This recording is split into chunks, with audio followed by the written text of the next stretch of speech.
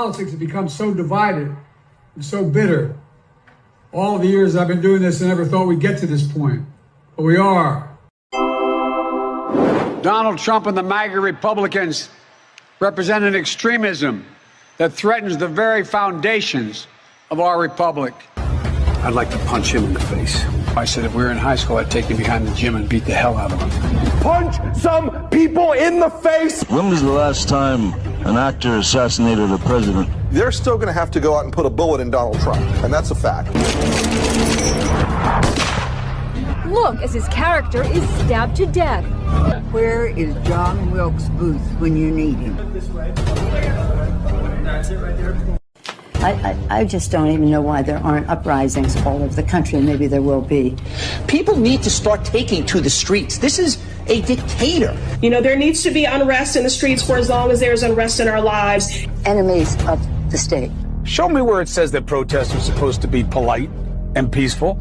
Do something about your dad's immigration practices, you feckless. When they go low, we kick. How do you resist the temptation to run up and wring her neck? The biggest terror threat in this country is white men, most of them radicalized up to the right. I thought he should have punched him in the face. I said, even if you lost, he insulted your wife. Yes. He came down the escalator and called Mexicans rapists and murderers. He said, well, what do you think I should have done? I said, I think you should have punched him in the face and then gotten out of the race. You would have been a hero.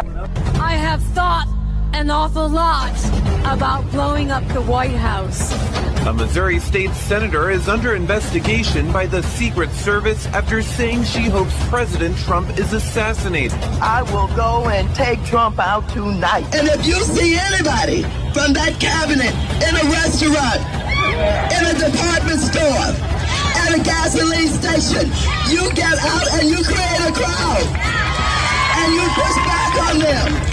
And you tell them they're not welcome anymore, anywhere.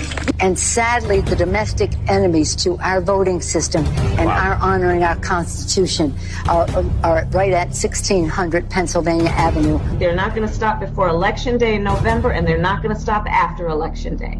And that should be, everyone should take note of that on both levels, that this isn't, they're not going to let up, and they should not. If you think we're rallying now, you ain't seen nothing yet. Take a look at what happened.